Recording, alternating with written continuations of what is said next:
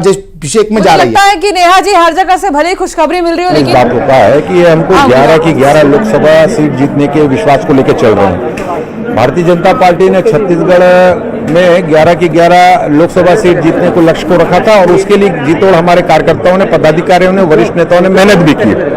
परिणाम भी वैसे ही आ रहे हैं। अभी 10-1 का बताया जा रहा है। निश्चित रूप से जो एक कोरबा की सीट है, बहुत कम अंतर से अभी चल रहा है। अभी वहां मतगणना होना शेष है, 6-7 राउंड की मतगणना अभी बाकी है। निश्चित रूप से वहां पे भी और भारतीय जनता पार्टी की विजय सुनिश्चित होगी, ऐसा मेरा मानना है।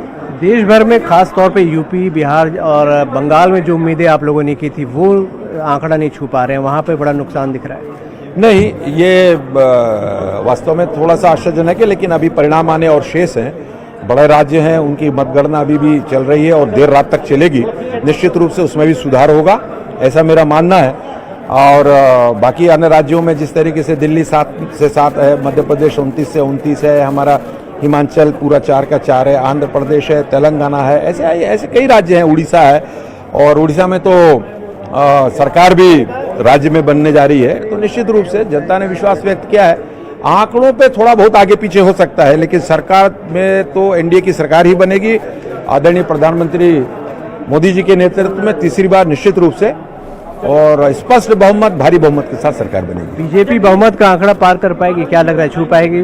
डेफिनेटली, देखते रहिए आप, जैसे जैसे समय बीतते जाएगा और ये संख्या बढ़ती जाएगी। कोरबा को लेके क्या उम्मीदें हैं? कोरबा हम बहुत 5-7-8 हजार के अंतर से अभी पीछे हैं और आने वाले समय में 2-3 मतगणना के राउंड में ही ये पूरी हो जाएगी।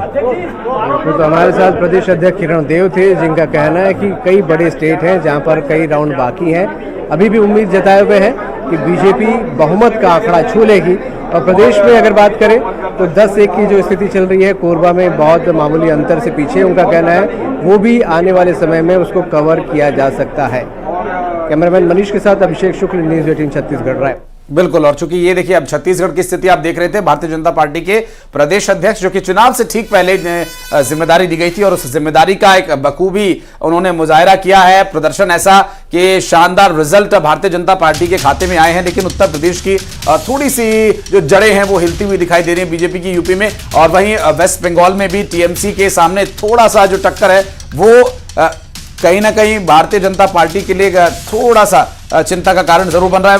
महाराष्ट्र में और इसके अलावा जो कुछ बड़े राज्य हैं उनमें बीजेपी का जो जनाधार है वो थोड़ा सा घटा है। विनीत के पास चलेंगे, दिल्ली इस वक्त। विनीत, आप कहां पर मौजूद हैं, क्या है डिटेल्स और किस तरह की तस्वीरें हैं फिलहाल वहां से? हाँ जी, निश्चित तौर पर मैं आपको बताना चाहूँगा कि अभी मैं बीजेपी राष्ट्रीय मुख्यालय में हूँ और यहाँ पर जिस तरह से हम लगातार देख रहे हैं कि चुनाव परिणाम आना शुरू हुए हैं, या फिर हम कहें कि वोटों की गिनती जो है वो शुरू हो गई है।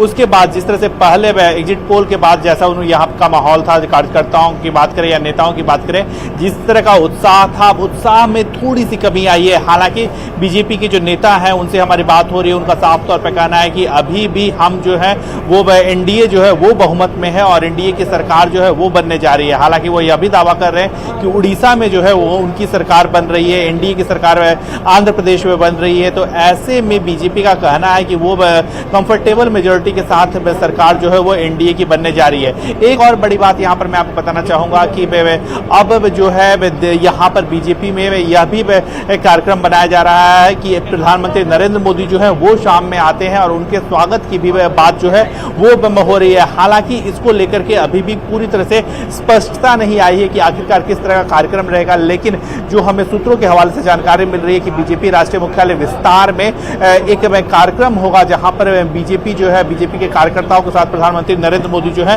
वो इंटरैक्टिव में करेंगे, वो उनके साथ बातचीत करेंगे। क्योंकि बीजेपी के नेताओं से जब हमारी बात हो रही थी तो वो लगातार इस बात को कह रहे हैं कि अभी भी वो 300 के लगभग जो आंकड़ा है, एनडीए का आंकड़ा 300 के लगभग है, जो बहुमत से बहुत ही ज्यादा है। और इसके साथ ही साथ साथ वह यह भी दावा कर रहे हैं कि आने वाले समय में क्योंकि वे कुछ ऐसे सीट हैं जहां पर मार्जिन जो है वो मार्जिन बहुत कम है और ऐसे में वो ये दावा कर रहे हैं कि उनका यह आंकड़ा जो है वो बढ़ सकता है। इसके साथ ही साथ अगर हम बात करें एनडीए की जीत का भी वो दावा कर रहे हैं, जिस तरह से अरुणाचल में जीत पे हुई, इसके साथ ही साथ जिस तरह से उड़ीसा में जीत हुई और आंध्र प्रदेश में जीत हुई, इसको लेकर के भी बीजेपी जो है वो अपने उत्साह को ठंडा नहीं होना देना चाह रहा है। लेकिन जहां तक एक बड़ी बात यहां पर यह भी है कि कहीं ना कहीं बीजेपी जो नंबर एक्सपेक्ट कर रही थी या चाहे वो अपनी तो आज शाम बीजेपी ऑफिस जाएंगे प्रधानमंत्री नरेंद्र मोदी। सूत्रों के हवाले से बड़ी खबर आ रही है।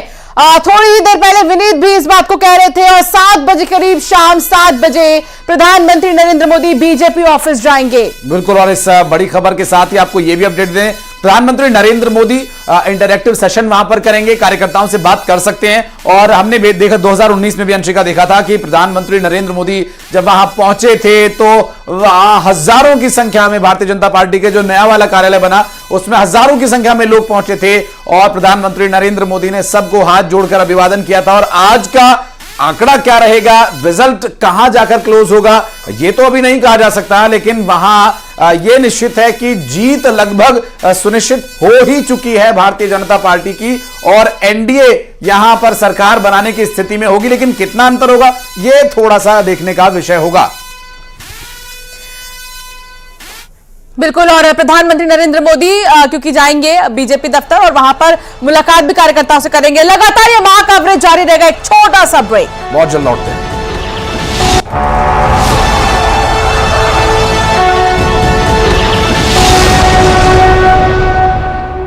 देखिए कितना अच्छा लग रहा है।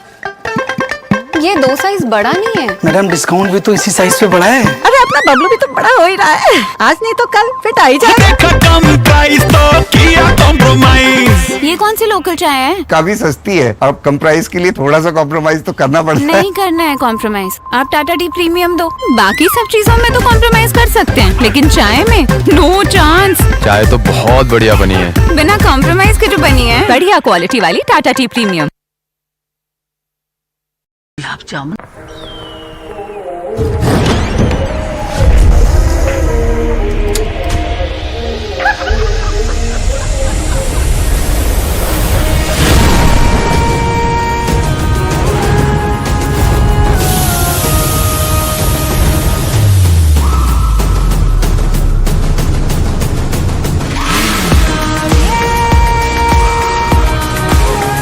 टीवीएस स्पोर्ट माइलेज का बाप। सैकड़ों कैमरों की नजर और अनगिनत सवालों के साथ हर पल बड़ी होती जाती है कुछ खबरें और छा जाती हैं हर खबर पर।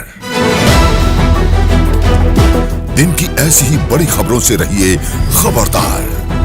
देखिए खबर असरदार रविवार से शुक्रवार रात 8:55 पर।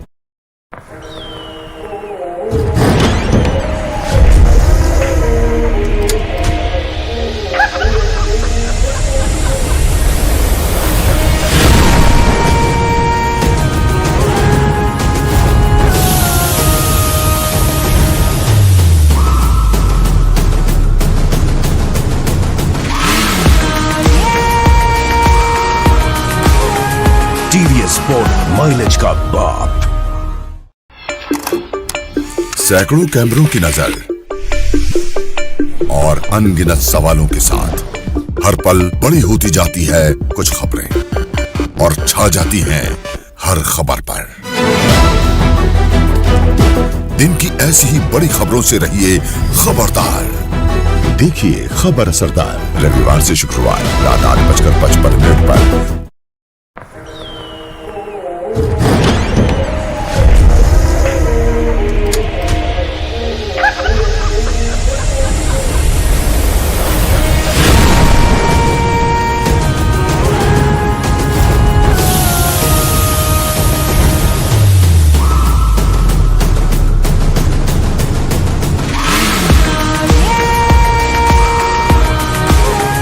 टीवीएस स्पोर्ट माइलेज का बाप। सैकड़ों कैमरों की नजर और अनगिनत सवालों के साथ हर पल बड़ी होती जाती है कुछ खबरें और छा जाती हैं हर खबर पर। दिन की ऐसी ही बड़ी खबरों से रहिए खबरदार। देखिए खबर असरदार रविवार से शुक्रवार रात 8:55 पर।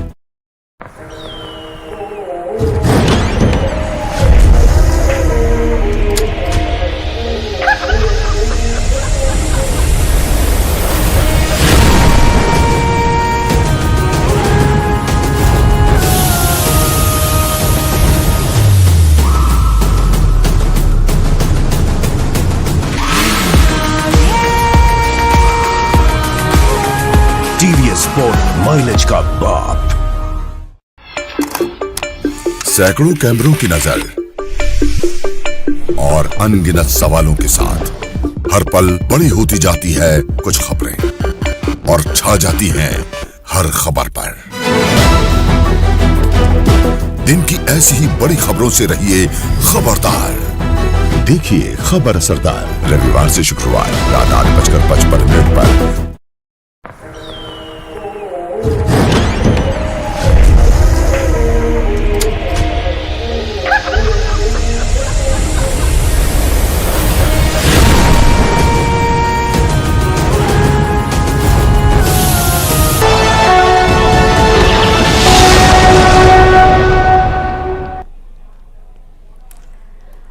नमस्कार, बहुत स्वागत है आपका। सत्ता का महासंग्राम देख रहे हैं आप 2024 के जरा देश का आज का दिन है और आज का दिन बहुत ही खास है।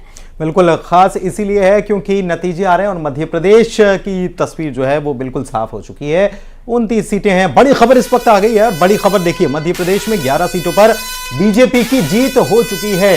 29 की 29 सीटों को लीड कर रही थी बीजेपी और 11 सीट देखिए नतीजे आ गए रीनू 11 सीट पर। और कहां से नतीजे आए देखिए, तो छत्तीसगढ़ में बीजेपी 10 सीटों पर बढ़त बनाए हुए है। तो वही बात करेंगे, मध्य प्रदेश की 11 सीटें जीत चुकी है बीजेपी और ये बड़ी जीत